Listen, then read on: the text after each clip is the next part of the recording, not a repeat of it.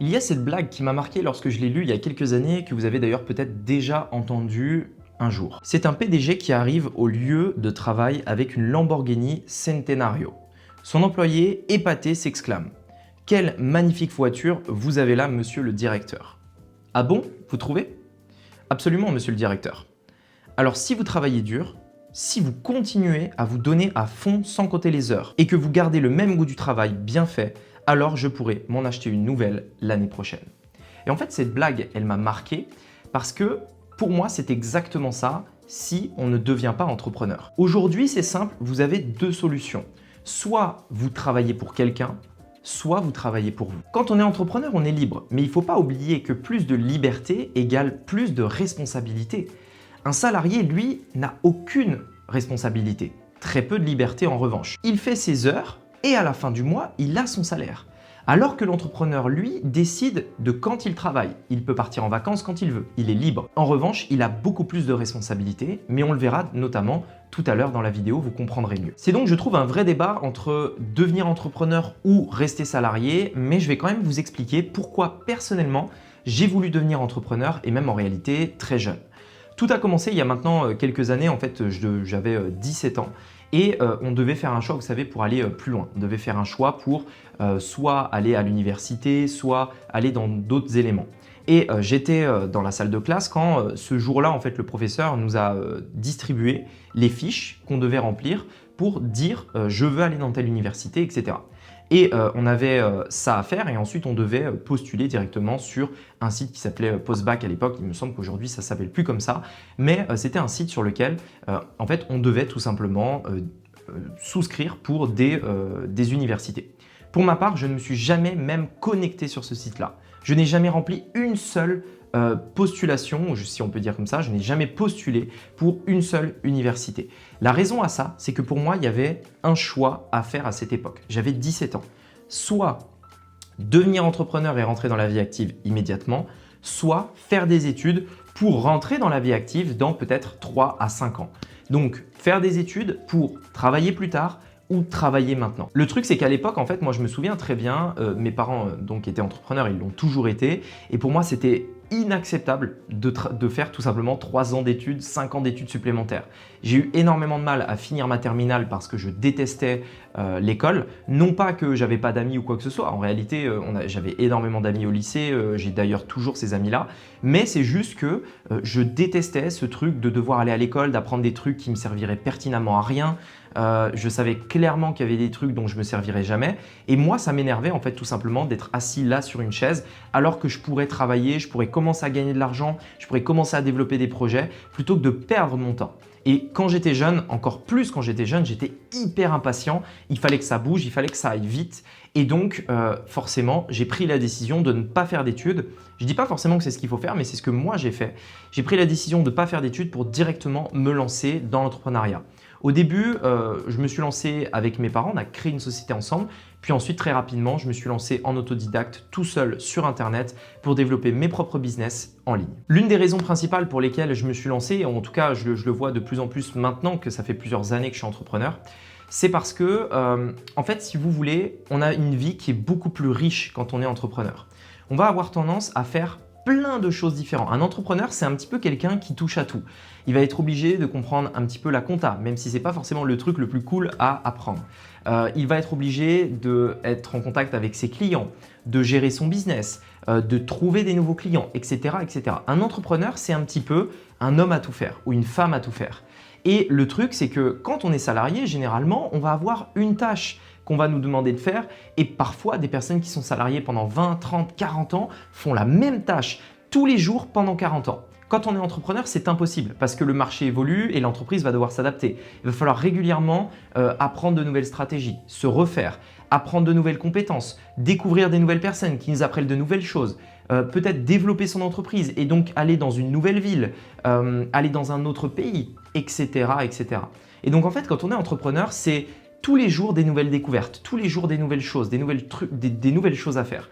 Et pour moi, en fait, qui est quelqu'un qui s'ennuie très rapidement quand il fait quelque chose. Par exemple, au début, je vais prendre du plaisir à faire un nouveau sport, puis petit à petit, ça va m'ennuyer, donc je vais en faire un autre.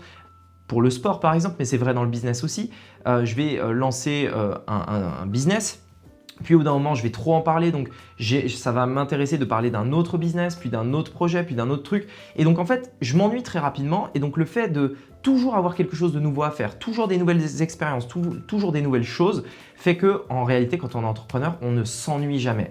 Et c'est vrai que pour moi, c'est un critère essentiel parce que le fait de me dire quand j'aurai 60 ans, 70 ans, que en fait, j'ai passé la moitié de ma vie à m'ennuyer, à faire quelque chose que j'aimais pas, répétitif, tout le temps pareil, pour moi, c'est pas acceptable. J'ai envie que l'activité que je fais pour gagner ma vie, pour gagner ma croûte, pour gagner de l'argent, eh bien, c'est quelque chose dans lequel je m'épanouis un minimum, c'est-à-dire quelque chose dans lequel je m'enrichis d'un point de vue intellectuel et je fais tout le temps des nouvelles choses. Donc pour moi, un entrepreneur, c'est aussi ça. C'est un petit peu quelqu'un qui va tout faire et qui va tout simplement toujours faire de nouvelles choses. Autre critère essentiel, quand tu es entrepreneur, c'est toi qui décides, c'est toi qui choisis, tu fais tes choix.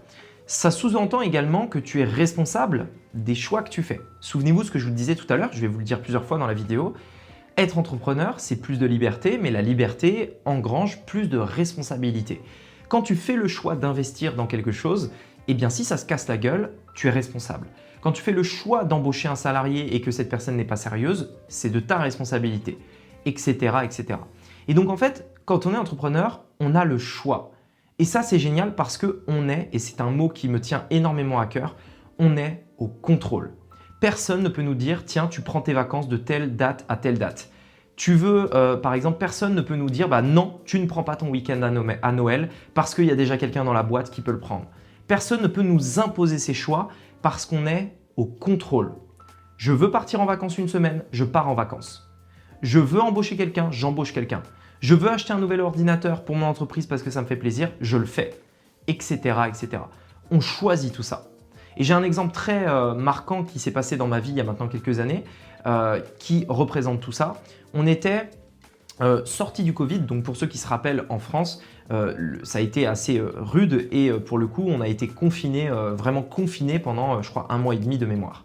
Et je me souviens en fait, après le mois et demi, j'ai été énormément frustré parce que c'était une période pendant laquelle j'avais envie de voyager. Ça faisait des années que je travaillais sur Internet dans l'objectif d'avoir assez d'argent pour pouvoir voyager plusieurs fois par an, visiter des pays comme l'Asie, donc enfin la Thaïlande en Asie, la Chine, le Japon, etc. Et en fait, il s'avérait que c'était une année, voilà, ça faisait des années que je voulais le faire. J'étais prêt pour le faire, ça y est, on avait l'argent pour le faire, on avait le temps pour le faire, le business était automatisé, etc. Et là, boum, la pandémie frappe, on est confiné et du coup, on ne peut rien faire. Et encore plus frustrant, après le déconfinement, en fait, pendant plusieurs mois ou semaines, je crois que c'était des mois, les frontières étaient fermées. C'est-à-dire qu'on était là, ok, mais on était quand même, on n'était plus confiné dans la maison, mais on était confiné en France. On ne pouvait plus quitter la France. Et moi, c'était extrêmement frustrant parce que j'avais envie de me barrer, j'avais envie de partir. D'ailleurs, vous le voyez aujourd'hui, je fais cette vidéo à Maurice parce que j'avais envie de m'expatrier, j'avais envie de quitter la France. Non pas que j'aime pas la France, au contraire, je kiffe la France. C'est juste que j'avais envie, une partie de ma vie, de vivre à l'étranger, de voyager, etc. Le déconfinement arrive, les frontières sont toujours pas ouvertes, je suis extrêmement frustré parce que je peux pas sortir. Et là, j'ai presque ressenti un petit peu cette frustration de me dire, mais c'est ce que doit ressentir plus ou moins une personne qui n'est pas entrepreneur au jour le jour. Tu veux être en vacances, tu peux pas partir. Tu veux prendre un jour de repos, si on ne te laisse pas le faire, tu peux pas, etc., etc. Tu veux déménager dans une autre ville, dans un autre pays, tu ne peux pas, parce que ton travail est ici, donc tu n'as pas le choix. Et ce qui s'est passé après, c'est que dès que Macron a autorisé l'ouverture des frontières, donc vraiment, le jour où il a fait l'annonce, je m'en souviens encore, c'était un mardi, il a fait une allocution aux Français dans laquelle il a dit qu'il allait réouvrir les frontières. Le soir même, j'ai pris des billets pour la Thaïlande pour 2 personnes en business pour aller donc en Thaïlande 10 jours plus tard. Donc, il ouvre les frontières. Le soir même, je prends un billet pour 10 jours après. Il n'y a aucune, je veux dire, il n'y a pas d'organisation. Je n'ai pas réservé mes vacances 1 an à l'avance. Je n'ai pas prévenu mon boss 1 an à l'avance que j'allais partir, machin. Non, je veux partir, donc je pars. Je prends mes billets pendant 10 jours parce qu'un minimum, il faut quand même préparer les valises. J'avais même pas de valises, donc il fallait que j'en achète, etc., etc. Pour un voyage qui a duré 45 jours, dans lequel, bien entendu, j'ai également travaillé là-bas, j'ai fait du business, etc. Mais je suis parti sur un coup de tête parce que j'en avais marre, parce que je voulais me barrer. Et j'ai eu le choix, j'étais au contrôle de ça. Et pour moi, c'est extrêmement important dans ma vie d'être au contrôle, d'avoir le choix de faire des choses, d'être décisionnaire de ma vie et de ne pas remettre les choix dans ma vie à quelqu'un d'autre, à un patron, par exemple. Une autre raison également, c'est qu'on apprend à utiliser le système à son avantage. Et pour le coup, ça c'est réellement vrai, c'est qu'aujourd'hui, si vous êtes salarié, vous êtes un petit peu la vache à lait de l'État, clairement, parce que vous pouvez difficilement optimiser vos impôts, parce que vous pouvez difficilement optimiser différentes choses. Quand on a une entreprise, en fait, on a accès à tout ça. On peut tout optimiser. Les impôts, par exemple, imaginons, je veux créer une nouvelle société à l'étranger, je le fais. Je veux optimiser, même si je ne pars pas à l'étranger, je veux optimiser ma boîte en France en optimisant mes dépenses, par exemple la voiture, les ordinateurs, différentes charges au niveau de la maison si je travaille à domicile, comme l'électricité, etc. Tout ça, je peux l'optimiser, défiscaliser. Je veux me payer plus, je me paye plus. Je veux me payer moins, je me paye moins, etc., etc. Encore une fois, on est au contrôle. Mais surtout, on peut optimiser le système. Par exemple, lorsque j'étais en France, je me payais un salaire qui me permettait d'être pile en dessous de, on va dire, l'imposition. Donc, je payais 0 d'impôt parce que j'ai besoin de très peu en réalité pour vivre et parce que je savais qu'un jour ou l'autre, j'allais m'expatrier. Donc, ça ne sert à rien de me verser un salaire de 5 000 € par mois, payer une blinde d'impôts, payer 50% d'impôts pour ensuite partir. Non, moi, je me suis dit, OK, aujourd'hui, là, j'ai besoin de peu. Je me paye le minimum en perso. Le reste dans la boîte et je peux me payer en dividende dans tous les cas avec une imposition beaucoup plus intéressante. Donc, je me verse le minimum, de quoi vivre et je prépare mon expatriation pour plus tard. Et donc, par exemple, je peux faire tout ça. J'ai le choix pour le faire. Et quand il y a des dépenses importantes comme un ordinateur, comme des choses comme ça, c'est la boîte qui paye directement. Donc, je ne prends pas sur mon argent perso. Donc, je n'ai pas besoin de beaucoup en réalité en perso. Et en même temps, je paye 0 d'impôt. Donc bref, il y a plein d'optimisations. Par exemple, on a également accès, quand on a une société, à des services professionnels, comme par exemple le comptable, l'avocat, le fiscaliste, toutes ces personnes-là qui nous permettent légalement d'optimiser notre fiscalité, de jouer les règles du système pour optimiser tout ça. Par exemple, au lieu de sortir l'argent, on peut l'investir dans l'immobilier. Il y a tout un tas de choses auxquelles on a accès qu'on n'a pas accès si on n'avait pas d'entreprise, si on n'était pas entrepreneur. Mais ça veut aussi dire que moi, dans ma mentalité, parce que c'est aussi d'abord et avant tout une vidéo dans laquelle je vous explique pourquoi moi je suis devenu entrepreneur, j'ai toujours eu la ferme conviction que je ne pense pas qu'on aura de retraite. En tout cas, je le pense. Et même s'il y en a, parce que je sais, et les anciens, entre guillemets, les anciens, nous disent toujours « oui, mais tu sais, moi aussi quand j'étais jeune, une personne qui peut avoir 70 ans aujourd'hui par exemple, une personne va me dire « oui, mais tu sais, moi quand j'étais jeune, on disait déjà qu'on n'aurait pas de retraite et regarde, on en aura. » Donc ok, très bien. Imaginons qu'il y ait des retraites, on s'en fout. Imaginons qu'il y ait des retraites. La retraite, vous êtes encore une fois dépendant. Vous n'êtes pas au contrôle, c'est l'État qui vous la reverse. Premièrement. Deuxièmement, moi, pour ma part, je veux être indépendant. Si je veux me barrer et aller vivre à Maurice, je fais une croix sur cette retraite. Donc c'est une mentalité dans laquelle je me dis mais je veux me démerder en fait. Je veux pas que l'État me paye quelque aide que ce soit. Je veux pas qu'il me paye ma retraite. Je veux être entrepreneur pour être libre. En revanche, je suis responsable, donc si un jour je veux arrêter de bosser et être rentier en effet, donc avoir ma retraite, il faut que j'investisse, il faut que je fasse des choses qui me permettent d'être beaucoup plus serein. Mais en effet, c'est un plan que je suis en train de mettre en place d'ailleurs, hein, bien entendu, mais plutôt que de me dire je vais cotiser et donner 50% de mon revenu pour avoir une retraite plus tard, eh bien je vais plutôt me dire moi je pars, je vais dans un pays dans lequel je me sens bien, etc. par exemple, ou alors je ne cotise pas en France, et je vais à la place me créer ma propre retraite. Au lieu de donner l'argent à l'État pour qu'il me le reverse plus tard quand je serai vieux, eh bien moi je vais lui dire écoute, je garde cet argent, je m'en sers et je vais m'en servir, je l'investis et je vais me démerder tout seul. J'ai pas besoin de ton aide, ok? Je me débrouille. Et en fait, c'est exactement comme ça que je vois les choses, c'est exactement comme ça que je vais réagir dans la vie de tous les jours en tant qu'entrepreneur. Mais on peut le faire. Quand on est salarié, on n'a pas le choix. Tu peux pas dire à ton employeur en fait, j'aimerais ne pas cotiser pour la retraite, que vous me donniez cet argent et je vais l'investir moi-même, je vais faire un truc de mon côté. Non, tu n'as pas le choix. Tu cotises, point barre. Tu n'as pas le choix en fait. Donc voilà, encore une fois, être entrepreneur, on n'est pas tous obligés de faire ça, mais être entrepreneur, c'est plus de liberté, plus de responsabilité. Et enfin, j'aimerais terminer cette vidéo sur un petit, on va dire une petite précision. C'est pas parce que vous êtes entrepreneur que vous allez être forcément libre. Aujourd'hui, il y a beaucoup d'entrepreneurs qui, en réalité, sont salariés. C'est des entrepreneurs rat race, entre guillemets. C'est que tu crées une boîte et en réalité, tu te crées un job. C'est-à-dire que oui, tu es au contrôle, mais ça reste un taf. C'est-à-dire que ton business n'est pas automatisé. Tu ne peux pas, par exemple, arrêter de travailler si tu as envie, etc., etc. Donc, dans l'idée, on veut être entrepreneur, oui, mais on veut être entrepreneur libre. On veut pouvoir partir en vacances. Parce qu'il y a beaucoup de personnes qui deviennent entrepreneurs, mais qui au final feraient mieux de rester salariés. Parce qu'en étant entrepreneur, ils vont gagner très peu d'argent, ils vont travailler 80 heures semaine, mais ils vont en plus avoir de ça tout le stress qu'un salarié n'a pas, etc., etc. Et c'est pour ça qu'il y a beaucoup de personnes qui vivent une petite expérience d'entrepreneur, puis ensuite retournent dans le salariat parce qu'ils se disent en fait l'entrepreneuriat c'est pas pour moi. Je préfère avoir mon salaire, avoir zéro stress, et quand le soir je rentre chez moi, je pense plus à rien en fait.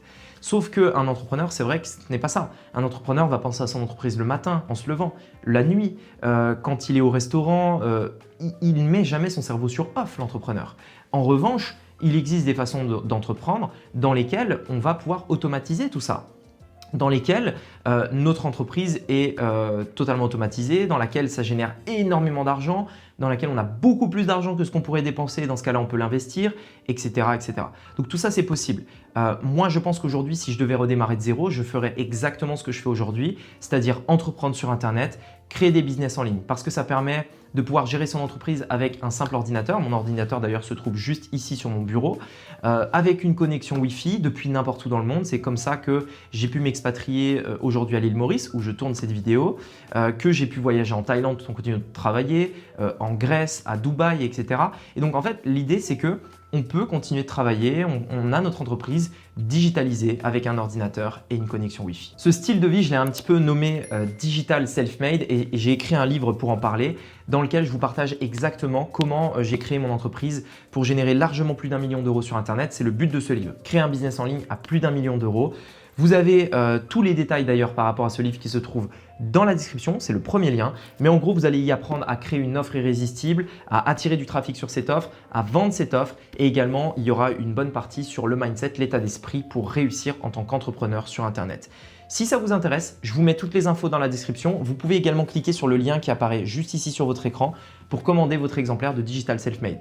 Dispo au format physique, papier ou numérique, liseuse, tablette ou téléphone. J'espère que cette vidéo vous a plu. J'ai hâte d'avoir votre avis par rapport au livre. Sur ce, je vous dis à très bientôt dans une prochaine vidéo. C'était Rémi, à bientôt. Ciao.